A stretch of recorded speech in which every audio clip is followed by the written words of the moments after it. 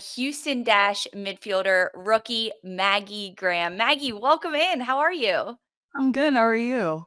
I'm good, but I imagine you're doing better than I am because you're coming off 2 goals in your first 2 games as a professional athlete, including the game winner over Chicago at the weekend. I mean, you just subbed into the match. I think it was your first touch. Did you imagine your pro career starting like this? Definitely did not imagine it starting like this, but super thankful that it has. It's been back-to-back games that you have come off the bench and scored a goal. What is your secret? What are you possibly doing on the bench for the first 60 minutes of the game to get you that prepared when you get into the match? I don't think there's any secret or anything like that. I think I'm just super in tune with the game, trying to pick up on anything that I can while I'm watching the first couple of minutes. And then when I get my opportunity, just doing whatever I can with it. Now, it's been really fun to watch you already in the NWSL, just 2 weeks in, but you had a very long and successful career at Duke. I mean, the awards and the accolades that you picked up from specifically your senior year, right? You were a first team All American, first team All ACC, ACC midfielder of the year. But when you think about your overall career at Duke, you finished with 22 collegiate goals. You had 14 of those in your senior season. What changed in your technique or your adjustments, your preparation to unlock all that goal scoring? Yeah, I think it's a couple of things. One of them being the formation we played. I got to play a little bit higher up the field, which I think helps me a lot with just getting into the box and getting those opportunities to score. And then a big thing that I talked about with my coaching staff was just like I had the confidence. I think I got a couple goals early in the season. Like the one I can remember was against UNC, like right at the beginning of the year. And after that, I kind of just had this confidence and this bite to my game of like, I know I can score, so I'm going to go score. And I think I lacked that the rest of my college career, but having that the last year was kind of that push I needed to do a lot better. Now being a pro and having Fabrice Gautrat as your head coach, how have those conversations been from him to you, especially after your first 2 weeks in the league? Yeah, I feel like it's very similar kind of sentiment. He's kind of telling me just be confident, to know what I'm good at, to push myself and kind of come off the bench and do those things for the team or do whatever I can for the team. I think his biggest thing as a coach is just believing in his players and knowing their strengths. And I think he really pushes them to push on those in games. And I think that's been super helpful for me. Just kind of moving into a little bit of a different position and playing with new players. He's just made me feel like my strengths are my strengths and I should use those as much as I can. I mean, as a sub, Maggie, like the ultimate definition is to be a game changer, and the best way to do that is score goals, and you're 2 for 2 right now, like 100% across the board. Mhm. Yeah, crazy. So, coming from the college game into the NWSL, you're the only outfield rookie on Houston right now. There's another goalkeeper, but what's been the biggest adjustment for you stepping into the professional game? I would say just kind of learning the environment and understanding that there's such a variety of people. I think in college you get caught up in there's the freshmen, the sophomores, the seniors, whatever there is. But in the pro life, it's just you have such varieties of different people who have been in the league for so long, who are new, who have been here for 2 years, whatever it may be. And I think for me, not having a huge rookie class at the beginning was a bit of an adjustment. But the class of girls right above me who were rookies last year have been so amazing and so welcoming that I kinda almost feel like I'm part of their rookie class, even if I'm not, and then the other girls on the team are great too, and we've had so many new girls this season coming to Houston, that's kind of everyone's on the same playing field of, like, we're all adjusting to the new Houston Dash, new coaching staff, whatever it may be, that I don't feel too isolated in that, but it's just kind of that adjustment of going from knowing everyone so well to now I'm learning new people type You know, thing. it must feel a little, at least reassuring at times to know that so many of your teammates are also new to the club and to the area, even the coach, right? GM coming in. Like, there's a lot of newness at Houston. Who has been almost like a big sis to help you acclimate to Houston? I mean, you mentioned that class just above you, but who have you really connected with? I would say the first person who comes to mind, I think a little bit because of the position, but also just has been so great to me off the field is Danny Colaprico. She's been super great with me, whether it be just kind of helping me adjust, giving me pointers, just talking to me about life stuff. Like she's just been so great. And I think that's awesome to get someone who was also in the ACC during her collegiate career and then has done so well in the NWSL to kind of put me in a state where I, like, feel comfortable and can say whatever I need to, and yeah, she's been great. What's the best piece of advice that Danny's given you so far? I think just to remember that it's a game and it's you gotta have fun, like, as much as it is your career now, and it's really important to focus on those things. It is something that you've loved your whole life and to not get lost in just being so caught up in everything like that, and remember that, like, you love this game and it's fun and you should be smiling and having fun and everything like that. Well, if it's any consolation, Maggie, you look like you're having fun when you're playing. Has it hit you yet? Like, I'm a professional. What was that moment like? Yeah, I would say it hadn't really hit me until, like, the minute I was going on to the field in the first game at home in Shell Energy. I Mhm. kind of didn't know for sure what was gonna happen, like, if I was gonna come off the bench, what it may be, and I think standing on the sideline waiting to go in, I was like, "Oh, wow, this is real, and I'm going in." And I was like, "Just stay calm, don't freak yourself out." But, yeah, I think still things are hitting me that, like, "Whoa, this is real, and things can happen from this." But, yeah. There are a number of other college teammates of yours from Duke, from the ACC, around the NWSL. Do you guys have a group message going? Are you in communication with the other rookies from Duke?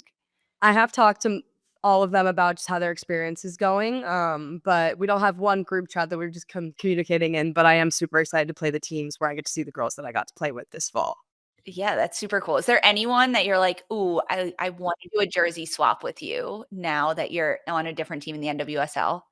I would say probably one of my closest friends this last fall was Hannah Bebar, and she's now playing for Bay. So when we play Bay, if that were a possibility, I would love to do so. Oh, okay, I love that.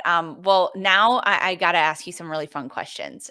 Speaking of kits, Houston dropped this awesome Cosmic Storm kit this year. It's purple. It looks like lightning, a cosmic storm. So, this or that, the orange Houston OG kit or the Cosmic Storm kit this year? Cosmic Storm, for sure. Oh, nice. I like that.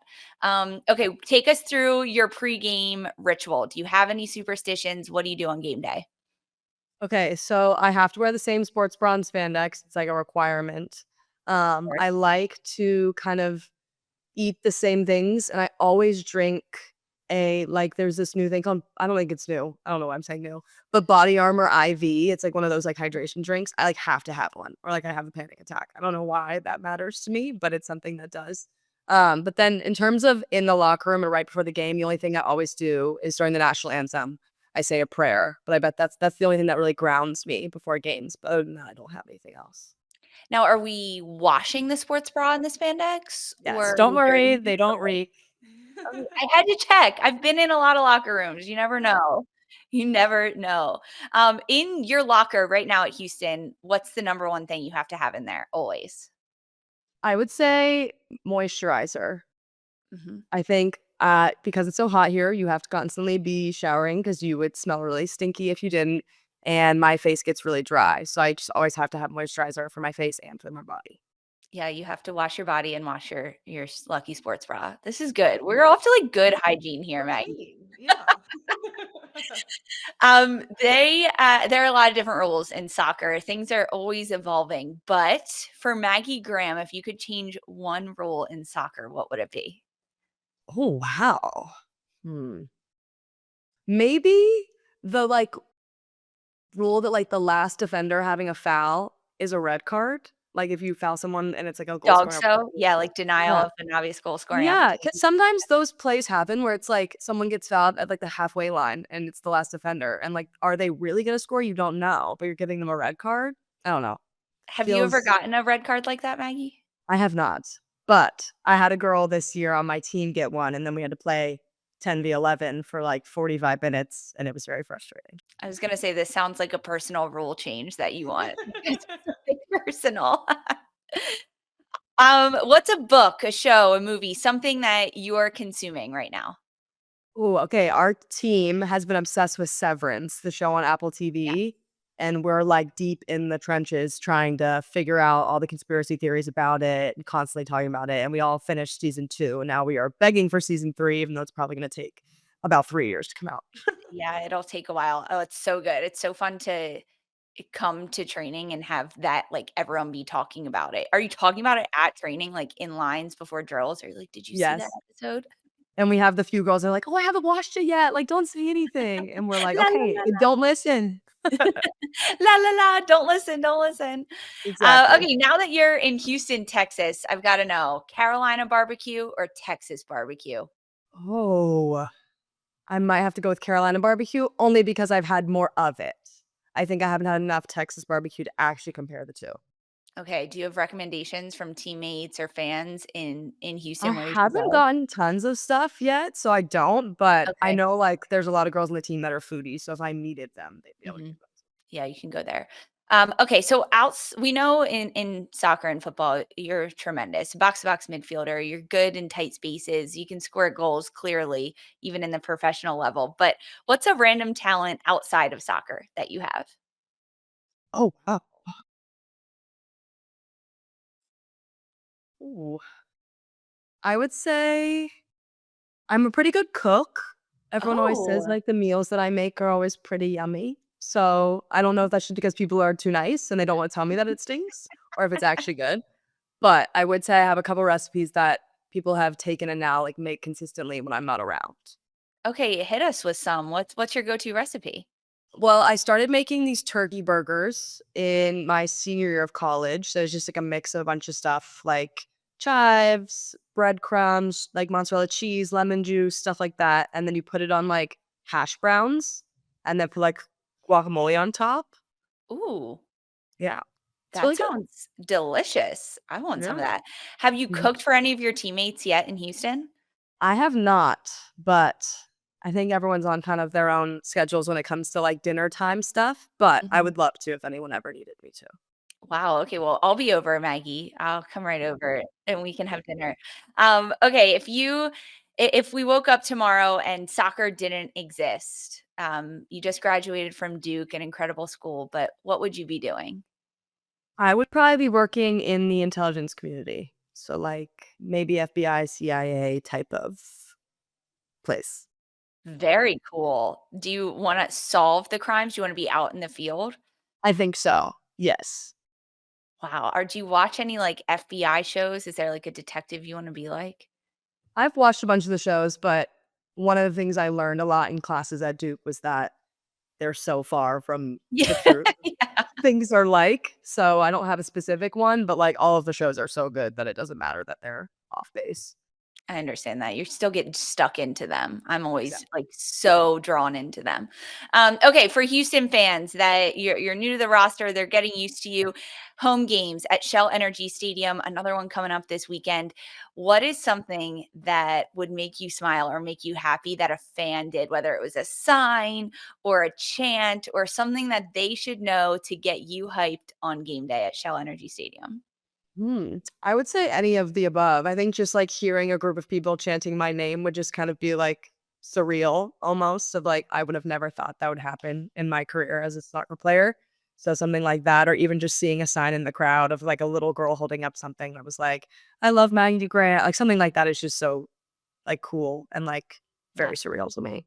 That is very surreal. Well, Houston fans, get ready because you can see Maggie Graham and the Dash team this Friday, 8 p.m. You got another home game against Gotham FC.